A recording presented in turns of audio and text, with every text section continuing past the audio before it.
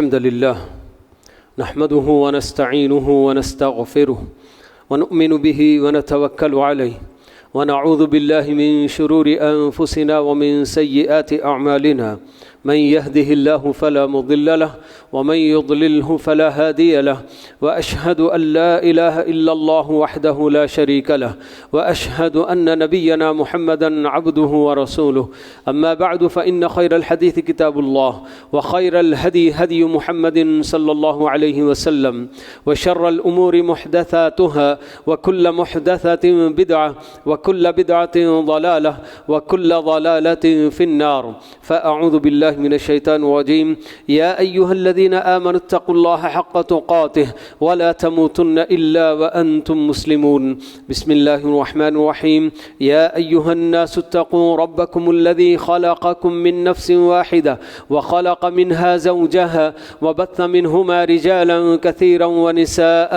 واتقوا الله الذي تساءلون به والأرحام إن الله كان عليكم رقيبا أعوذ بالله من الشيطان الرجيم يا أيها الذين آمنوا اتقوا الله وقولوا قولا سديدا يصلح لكم أعمالكم ويغفر لكم ذنوبكم ومن يطع الله ورسوله فقد فاز فوزا عظيما وقال عز من قائل وتمت كلمة ربك صدقا وعدلا وقال تعالى يريد الله بكم اليسر ولا يريد بكم العسر وقال تعالى لا يكلف الله نفسا إلا وسعها بزرگان محترم، نوجوان دوستوں، بھائیوں اور قابل احترام اسلامی ماؤں اور بہنوں، آج ہم لوگ ہمارے اپنے دین اسلام کی خوبیاں معلوم کرنے کی کوشش کرتے ہیں کہ وہ خوبیاں کہ جن سے غیر مسلم جب واقف ہوتے ہیں تو اسلام لائے بغیر نہیں رہتے ہیں۔ آپ دیکھیں گے کہ آج کی دنیا میں، آج کے دور میں بہت سارے وہ بندے جو اسلام قبول کرتے ہیں، ان سے جب پوچھا جاتا ہے تو وہ یہی جواب دیتے ہیں کہ ہم نے اسلام کو بغور پڑھا، بہت ہی غور سے ہم نے پڑھا، تو ہمیں اسلام کی تعلیمات میں اتنی خوبیاں، اتنی اچھائیاں ہم کو نظر آئیں کہ اب اس کو اپنائے بغیر اور کوئی چارہ ہی نہیں۔ لیکن افسوس کی بات ہے کہ وہ مسلمان جو کہ جدی پشتی مسلمان ہوتے ہیں، مسلمانوں کے گھروں میں جنم لینے والے، مگر انہیں اپنے دین کی خوبیاں اور اس کی محاسن اور اس کی اچھائیاں کیا ہیں یہ ذرا بھی پتہ نہیں چلتا۔ کسی بھی چیز کی خوبی اور اچھائی جب معلوم ہو جاتی ہے تو آدمی اس کی طرف لپکتا ہے۔ دنیا کی بھی چیزیں جب آدمی کو معلوم ہوتا ہے کہ بھئی یہ فلان چیز ہے، چھوٹی سی چیز ہے مگر اس کے بے شمار فائدے ہیں، اور آپ دیکھیں گے کہ ہر گھر میں وہ چیز آپ کو نظر آئے گی کہ ہاں صاحب جب اس کی اتنی ساری خوبیاں ہیں، اتنے سارے فوائد ہیں، تو پھر ہر گھر والا چاہتا ہے کہ میرے اپنے گھر میں بھی یہ چیز آ جائے اور اس کی خوبیوں سے میں بھی فائدہ اٹھاؤں بلکہ۔ اور اللہ رب العالمین نے ہمیں دین اسلام کی شکل میں زندگی گزارنے کا ایسا ضابطہ ہم کو اللہ تعالیٰ نے دے دیا ہے کہ اس کی خوبیاں ہم جو نہ جانتے نہیں ہیں کہ ان خوبیوں کے جاننے کے بعد ہمیں واقعی اس دین کی ایک ایک بات پر عمل کرنے کی رغبت ہمارے اندر پیدا ہو سکتی ہے۔ تو آئیے ہم معلوم کرتے ہیں کہ ہمارے اپنے دین کی کیا کیا خوبیاں، بے شمار خوبیوں والا ہمارا اپنا دین ہے، لیکن سب سے پہلی خوبی اور سب سے پہلی اچھائی ہمارے اپنے اس دین کی یہی ہے کہ یہ دین ربانی ہے، آسمانی دین ہے، جسے اللہ رب العالمین جو کہ پوری کائنات کا رب ہے، پروردگار ہے، جس نے اس دنیا کو بسایا اور اس دنیا میں ہم انسانوں کو بھی اسی دنیا کا ایک چھوٹا سا حصہ بنا کر اللہ تعالیٰ نے ہمیں پیدا کیا ہے، تو اس رب کائنات کی طرف سے دیا گیا یہ دین ہے۔ وہ رب جسے اس دنیا کی حقیقت کا پتہ ہے، اور ہم انسانوں کی فطرت بھی معلوم ہے کہ یہ انسان اس دنیا میں اگر بسیں گے تو ان کے لیے کیا قانون دیا جائے تو یہ دنیا برقرار رہ سکتی ہے اور انسان بھی سعادت حاصل کر سکتا ہے دنیا اور آخرت کی، تو یہ اللہ رب العالمین کو بس صرف معلوم ہے۔ تو اس لیے اللہ رب العالمین نے ہمارے اپنے لیے، ہم اپنی جانب سے اللہ تعالیٰ نے ہدایات کا یہ سلسلہ جاری کر کے آخری نبی محمد صلی اللہ علیہ وسلم پر یہ ہدایات جاری کرنے کا سلسلہ اللہ نے ختم کیا، اور رہتی دنیا تک کے لیے اللہ تعالیٰ نے آپ کی شریعت کو ہمیشہ کے لیے شریعت قرار دے دیا۔ یہ دنیا کے چند لوگ دانشور، بڑے بڑے بالکل عقل مند لوگ مل کر بنانے والا کوئی قانون نہیں ہے کہ کتنے بھی عقل مندوں دانشوروں کا ایک بڑا جمع غفیر، ایک بہت بڑی جماعت بھی مل کر جب قوانین مرتب کرتے ہیں کسی بھی ملک کے لیے، کسی بھی تنظیم کے لیے،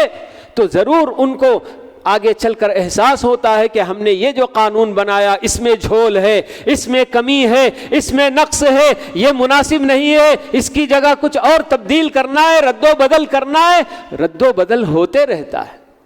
لیکن یہ اللہ رب العالمین کا قانون ہے، دین اسلام، شریعت اسلامیہ، کہ جسے اللہ تعالیٰ نے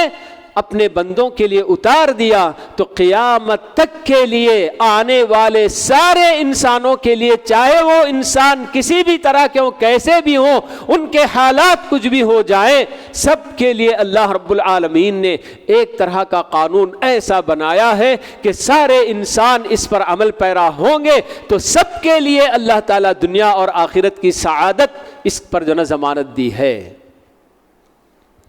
تو یہ ہمارے اپنے دین اسلام کی سب سے پہلی خوبی کہ یہی کہ ہمارا اپنا یہ دین ربانی دین ہے، رب کائنات کی طرف سے دیا گیا قانون ہے، اور اسی وجہ سے ہی ہمارا اپنا یہ دین فطرت بھی کہلاتا ہے۔ یہ ہمارے دین اسلام کی دوسری بڑی اہم خوبی اور بڑی اچھائی کہ انسانوں کی فطرت کے عین مطابق اللہ رب العالمین نے اس میں احکام ہم کو دیے ہیں۔ اللہ تعالیٰ نے اللہ تعالیٰ کو معلوم ہے کہ انسانوں کی کیا کیا ضرورتیں ہیں، ان کے کھانے پینے کی کیا ضرورت ہے، ان کے اپنے سونے جاگنے کے لیے ان کو ضرورت ہے، اور ان کے اپنے نسل اس کی کیا ہے افزائش کے لیے، نسل بڑھانے کے لیے ان کو نکاح کی بھی ضرورت ہے۔ مرد اور عورت جو دو جنس اللہ تعالیٰ نے بنائے اور ایک دوسرے کو محتاج بنایا ہے، تو اسی وجہ سے اللہ رب العالمین نے کھانے پینے میں ہمارے اپنے صحت کے لیے جو چیزیں مضر ہو سکتی ہیں ہمیشہ کے لیے، یا جن کے اندر زیادہ نقصان ہوتا ہے، ایسی ساری چیزوں کو حرام کر کے وہ پاکیزہ اشیاء، وہ پاکیزہ چیزیں جن کے کھانے سے ہماری اپنی صحت متاثر نہیں ہو سکتی، تو ایسی چیزوں کو اللہ رب العالمین نے حلال قرار دیا ہے۔ آپ اگر دیکھیں گے حرام کی فہرست وہ بہت مختصر آپ کو نظر آئے گی کہ فلاں چیز کھانا پینا بس حرام ہے، اس کے علاوہ باقی ساری چیزوں کو اللہ رب العالمین نے ہمارے لیے حلال قرار دیا ہے۔ تو یہ ہماری اپنی فطرت کا تقاضا ہے۔ اللہ رب العالمین جانتے ہیں کہ میں نے جس انسان کو پیدا کیا ہے اس انسان کے لیے کھانے پینے کی بھی ضرورت ہے، تو اس لیے چند ایسی چیزیں جن کے کھانے پینے سے انسان کا جسم متاثر ہوتا ہو، اس کو نقصان پہنچ سکتا ہو، تو ایسی چیزوں کو حرام کر کے باقی ساری چیزوں کو اللہ رب العالمین نے حلال کر دیا۔ انسانوں کو اللہ تعالیٰ نے بنایا، اور اللہ تعالیٰ جانتے ہیں کہ کس طرح سے مرد اور عورت میں نے دو جنس اس دنیا کے اندر بسائی ہے، تو ان میں سے ایک دوسرے کے یہ محتاج ہوتے ہیں، تو اس لیے اللہ رب العالمین نے نکاح کو بھی ہمارے لیے حلال قرار دیا، اور اس کے مقابلے میں جو چیز جائز طریقے سے اس کام کو انجام دینے کی بجائے ناجائز طریقے سے انجام دینے کی صورت میں کیا کیا خرابیاں پیدا ہو سکتی ہیں، ان کاموں کو جیسے زناکاری اور ایسے سب کاموں کو اللہ تعالیٰ نے بالکل حرام قرار دے دیا۔ ہمارے اپنے سونے جاگنے کی بھی ضرورت ہے، جس کی وجہ سے اللہ تعالیٰ نے ہمیں پیدا تو کیا اس کی بندگی کرنے کے لیے، لیکن ہمارے اوپر یہ لازم نہیں کیا کہ 24 گھنٹے تمہیں اللہ تعالیٰ کی بندگی ہی کرتے رہنا ہے۔ اوقات اس کے لیے مقرر کیے کہ ہاں فلاں فلاں وقت میں بس آپ اللہ تعالیٰ کی بندگی کر لو، اور باقی کا وقت تمہارے اپنے دنیا کی ضرورتیں پوری کرنے کے لیے بھی ہے، تمہارے آرام کے لیے بھی ہے۔ یہ سب اللہ رب العالمین نے ہم کو بتایا ہے۔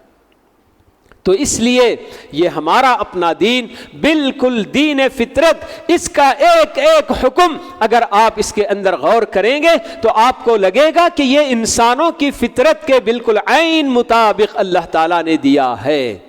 کہیں کسی بھی حکم کے اندر کوئی بھی انسان نقص نہیں نکال سکتا۔ تو یہ اللہ رب العالمین کے اس دین کی اور بڑی خوبی ہے کہ یہ دین ہر قسم کے نقص سے، عیب سے بالکل پاک ہے۔ اس کے اندر کسی طرح کی کوئی کمی اللہ رب العالمین نے نہیں چھوڑی ہے۔ اگر اس دین کے کسی بھی چھوٹے سے قانون میں بھی اگر نقص پیدا ہو جائے، عیب اگر کوئی ڈھونڈ لے، تو اس کا مطلب یہ کہ اللہ رب العالمین کی ذات جو کہ بالکل ہر عیب سے پاک ہے، اس نے جو دین مقرر کیا تو اس میں پائے جانے والے عیب کی وجہ سے اللہ تعالیٰ کی ذات بھی معیوب ہو جائے گی۔ سبحان اللہ، اللہ تعالیٰ نے اپنے بارے میں بتایا کہ اللہ تعالیٰ ہر عیب سے، ہر نقص سے بالکل پاک ہے، اس کے اندر کوئی نقص، کوئی عیب نہیں پایا جاتا۔ تو ایسے رب کائنات کی طرف سے، اور وہ بھی ایسا رب جو کہ علیم ہے، خبیر ہے، رحیم ہے، اللہ تعالیٰ نے اپنی کیا کیا صفات نہیں بتائی ہیں، تو یہ اللہ رب العالمین کے علم کا تقاضا ہے، اس کی رحمت کا تقاضا ہے، اور اس کی بردباری کا تقاضا ہے کہ اس نے ہم بندوں کے لیے آسان سے احکام اللہ تعالیٰ نے ہمارے لیے بتائے ہیں۔ کوئی بھی دین کا حکم ایسا نہیں کہ جسے آدمی کرنے میں اس کو دشواری ہوگی، ایسا نہیں ہو سکتا ہے۔ ہاں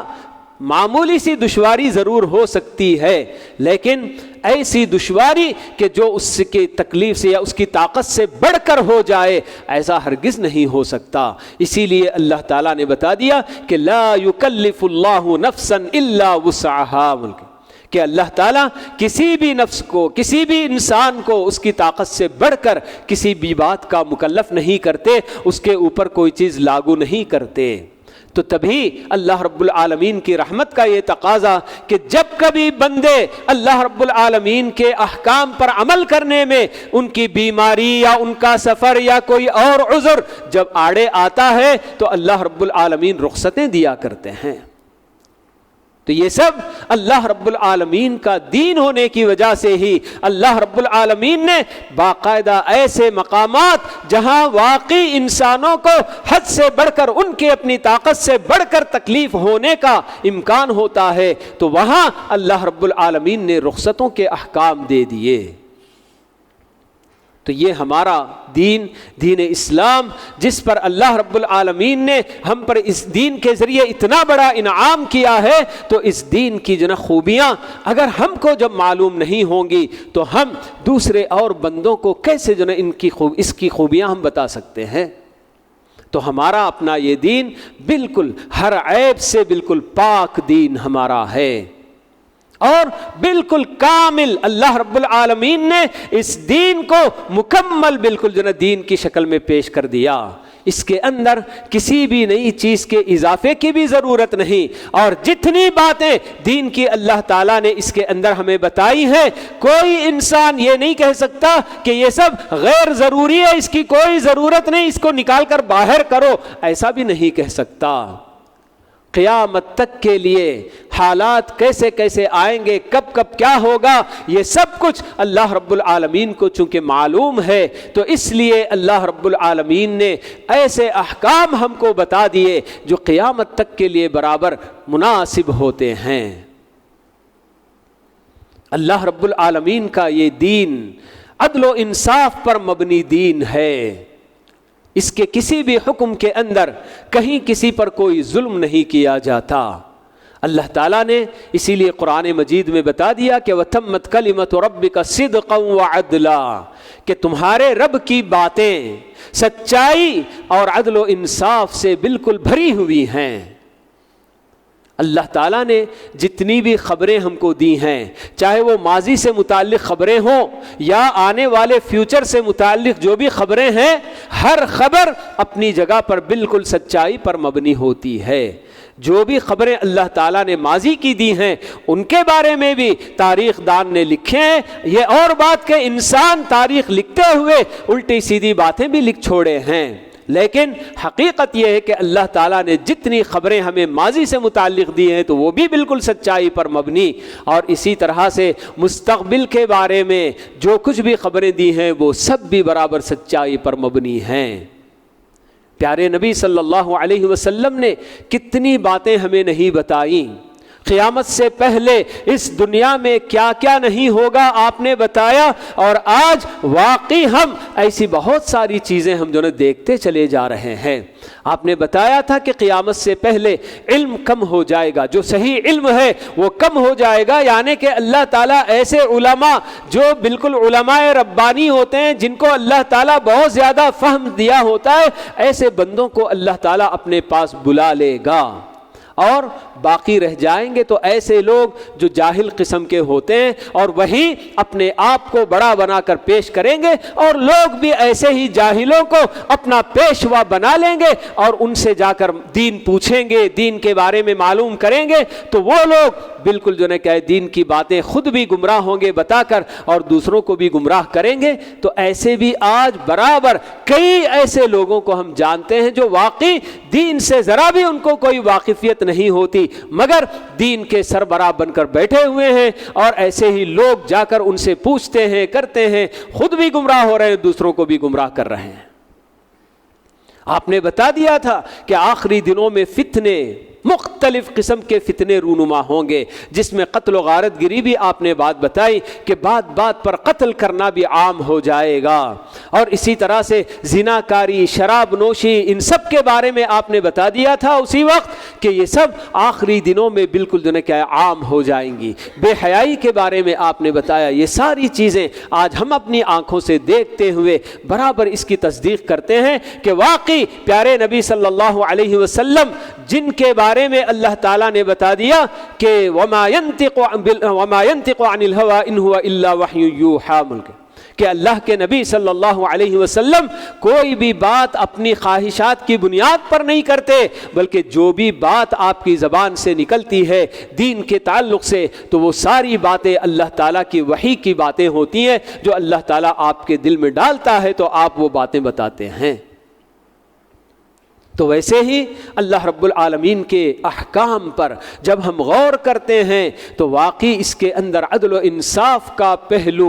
ہر انسان کے لیے ایک طرح کے احکام آپ دیکھ سکتے ہیں۔ نماز پڑھنے میں آپ دیکھ لیجئے کہ نماز پڑھتے ہوئے با جماعت نماز آدمی کے لیے، سب کے لیے بالکل صف ایک صف ہوتی ہے، جو آدمی آگے آئیں گے بس انہی کا حق ہوتا ہے کہ وہ آگے ٹھہریں۔ ایسا نہیں کہ کوئی کمتر آدمی ہے وہ آگے بھی آ گیا نماز کے لیے تو اس کے لیے پیچھے جگہ مقرر کی جائے، اور جو بڑے لوگ ہوتے ہیں اونچے خاندان کے ہیں تو ان کے لیے اگلی صف میں جگہ مقرر کی جائے۔ ایسی کوئی تمیز ہمارے اپنے دین کے اندر نہیں ہوتی۔ حج کے لیے اللہ رب العالمین نے سب کے لیے ایک جیسا لباس مردوں کے لیے مقرر کیا کہ چاہے وہ بادشاہ ہو یا ادنا سا کوئی رعایا بھی ہو تو ہر کسی کے لیے 2 چادریں پہن کے ہی حج کرنا ہے۔ تو بس یہی اللہ تعالیٰ کا قانون ہے۔ روزہ رکھنے کے لیے بھی آپ دیکھ سکتے ہیں ہر طرح سے، تو یہ سارے احکام اللہ رب العالمین نے عدل و انصاف پر مبنی، مردوں کے لیے، عورتوں کے لیے، کس کے لیے کیا مناسب احکام ہیں، وہ سارے احکام اللہ رب العالمین نے دیے ہیں۔ اللہ تعالیٰ کو معلوم ہے کہ خواتین کے لیے اللہ تعالیٰ نے ان کے اوپر ایک ایسی جو کیا ایسا وقت اللہ تعالیٰ نے مقرر کیا ہے جس میں وہ ناپاکی کی حالت میں ہو جاتی ہیں، تو اللہ رب العالمین نے ان کے اوپر ان دنوں کے نمازوں کو اللہ تعالیٰ نے لازم نہیں قرار دیا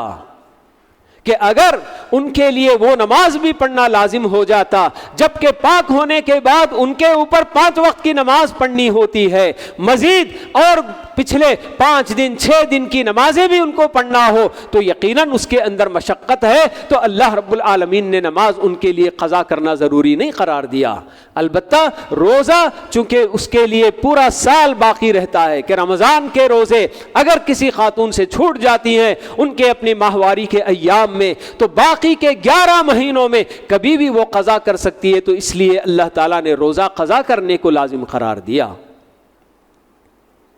تو ایسے اگر ہم ہمارے اپنے دین اسلام کی خوبیاں معلوم کرتے چلے جائیں گے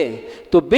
ہمارے اپنے اندر خود بھی اللہ رب العالمین ہمارا یہ پروردگار ہم پر کتنا مہربان ہے، کتنا رحیم ہے، وہ واقعی رحمان ہے، یہ سمجھ کر یقیناً ہم اللہ رب العالمین کے ایک ایک حکم پر عمل کرنے کے لیے ہم تیار ہو جائیں گے۔ لیکن جب ہمیں ہمارے اپنے دین کی خوبیاں اور ہمارے اپنے پروردگار کی باتیں ہمیں جب معلوم نہیں ہوتی ہیں تو تبھی ہمارے اپنے اندر دلچسپی کے ساتھ، پوری دلچسپی، پوری رغبت کے ساتھ دین پر عمل کرنے کا جذبہ ہمارے اندر نہیں پیدا ہوتا۔ ہم کرتے بھی ہیں عمل تو بالکل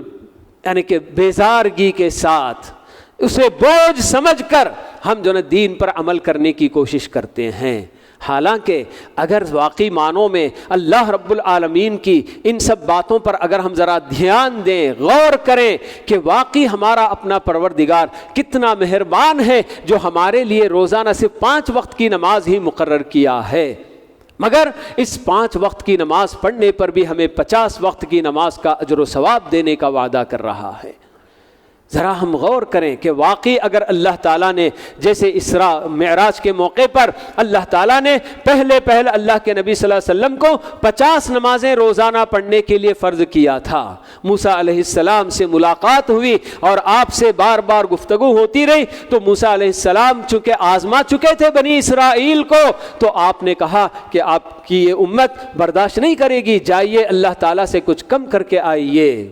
اللہ تعالیٰ نے بالکل کمی کر دی۔ تو یہ ہمارا اپنا دین اتنی خوبیوں والا دین ہے کہ اس دین کی خوبیاں اور اس کی اچھائیاں اگر ہمیں صحیح طریقے سے معلوم ہو جائیں تو پھر یقیناً ہم اللہ تعالیٰ کے ہر حکم پر پوری رغبت کے ساتھ، پوری خواہش کے ساتھ، دلچسپی کے ساتھ ہم عمل کرنے کے لیے ضرور تیار ہو سکتے ہیں۔ لیکن سب سے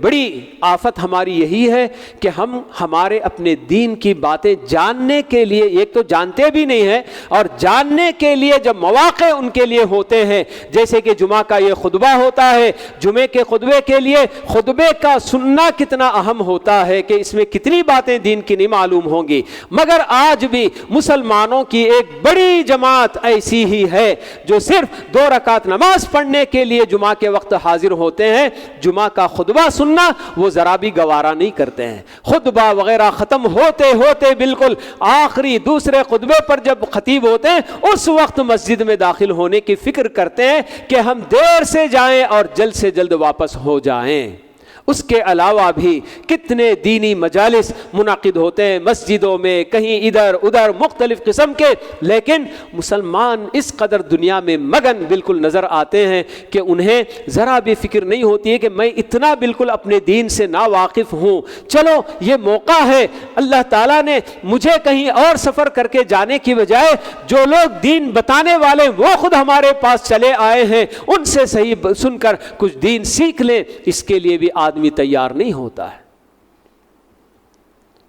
تو یہ بہت بڑی ہماری اپنی جو نا اس وقت کی خرابی ہے کہ ہم اپنے دین کو سیکھنا یا دین کی خوبیاں کیا ہیں یہ سب نا سیکھنے کی ہم کوشش ہی نہیں کر رہے ہیں۔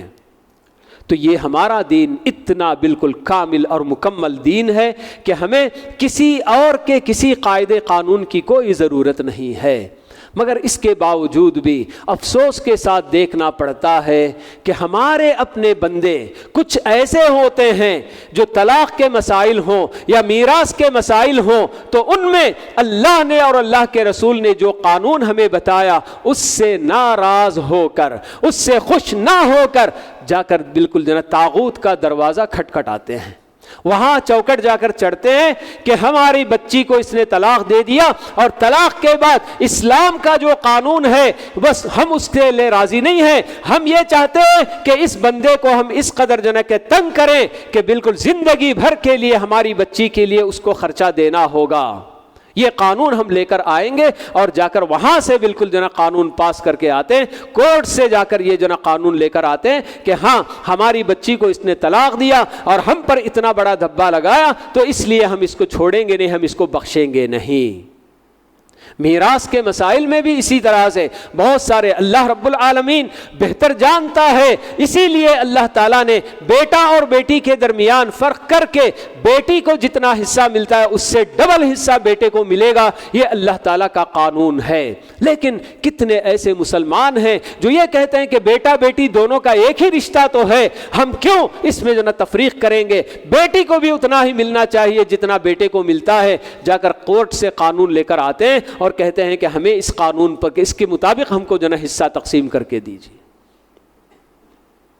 یہ کیسے مسلمان ہوں گے؟ ان کے ایمان کی کیا بات ہوگی؟ ایسی کتنی اور بھی باتیں ہیں کہ جس میں اللہ اور اللہ کے رسول نے جو قوانین بتائے، جو احکام ہم کو بتائے ہیں، انہیں چھوڑ کر ان کی جگہ پر طاغوتی جو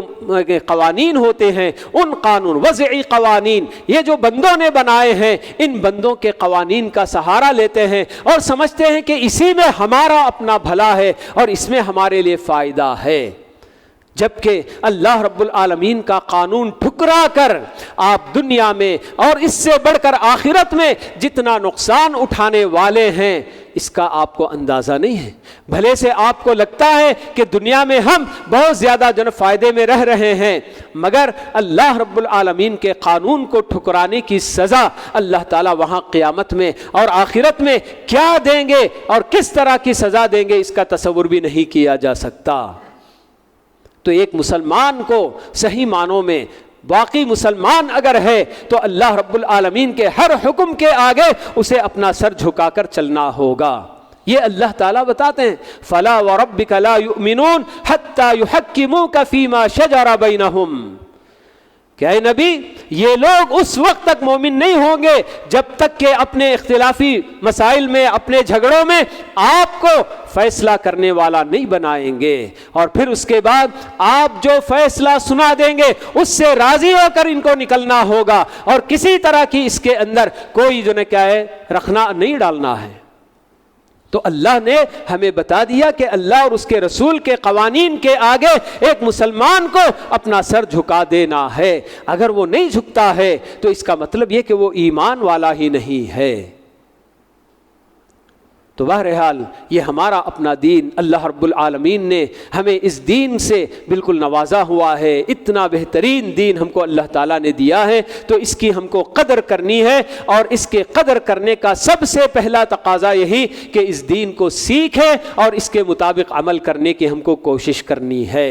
اللہ رب العالمین نے ہمارے لیے کہ بندے ایسے بندے ہوتے ہیں کہ ان میں کبھی ایسی زیادتیاں ہو جاتی ہیں کہ آگے چل کر بندے کو بڑا افسوس ہوتا ہے، ندامت ہوتی ہے، تو کہیں ایسا نہ ہو کہ اس کی وہ ندامت اسے اپنی زندگی ختم کرنے پر نہ ابھار دے۔ اللہ رب العالمین نے توبہ کا دروازہ کھلا رکھا، اور کیسے کیسے موسم اللہ رب العالمین نے نیکیوں کے ہمارے لیے مقرر کیے، رمضان کا مہینہ، ذی الحج کا مہینہ، اور ایسے کتنے مواقع آتے کہ جس میں ہمیں بتایا گیا کہ اس میں اگر آپ نیکیاں کر لیں گے تو آپ کی نیکیوں کا اجر و ثواب دوسرے اور دنوں کے مقابلے میں بہت زیادہ آپ کو ملے گا۔ یہ سب اللہ رب العالمین کی رحمت کا ہی تقاضا ہے کہ اللہ تعالیٰ نے ہمارے اپنے گناہوں پر کبھی ندامت کی وجہ سے آدمی کہیں بالکل اپنی زندگی ہی ختم کرنے کا فیصلہ نہ کر لے، اللہ تعالیٰ نے توبہ کی طرف ہم کو رہنمائی کی کہ اے بندے، تم چاہے کتنے بھی اپنے آپ پر ظلم کیوں نہ کر لیے ہو، تمہیں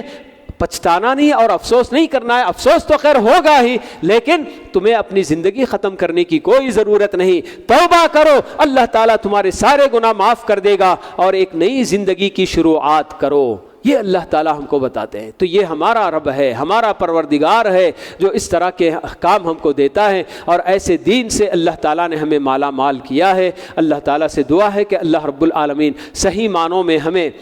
ہمارے اپنے دین کی باتیں جان کر ان پر عمل پیرا ہونے کی اللہ تعالیٰ توفیق نصیب فرمائے، اور اللہ تعالیٰ کی ہر چھوٹی بڑی نعمت کی قدر پہچاننے کی اللہ تعالیٰ ہم سب کو توفیق نصیب فرمائے، اور جو موسم ہمارے لیے اللہ تعالیٰ لے کر آتے ہیں نیکیوں کے موسم بہار، تو ایسے ہر موسم سے فائدہ اٹھانے کی اللہ تعالیٰ ہم سب کو توفیق نصیب فرمائے۔ اقول قولی ھذا واستغفر اللہ لی ولکم ولسائر المسلمین من کل ذنب فاستغفروہ انہ هو الغفور الرحیم۔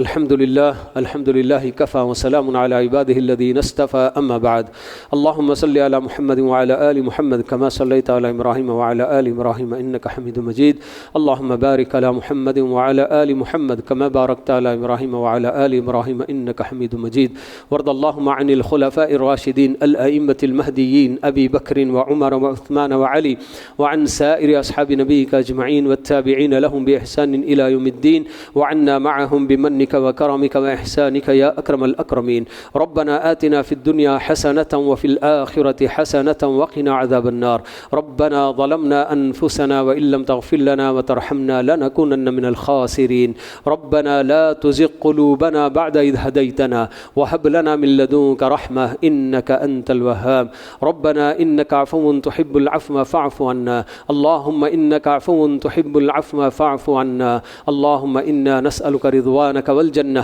وما قرب إليها من قول وعمل ونعوذ بك اللهم من سخطك والنار وما قرب إليها من قول وعمل اللهم حبب إلينا الإيمان وزينه في قلوبنا وكره إلينا الكفر والفسوق والعصيان واجعلنا من الراشدين اللهم إنا نعوذ بك من زوال نعمتك وتحول عافيتك وفجأة نقمتك وجميع سخطك سبحان ربك رب العزة عما يصفون وسلام على المرسلين والحمد لله رب العالمين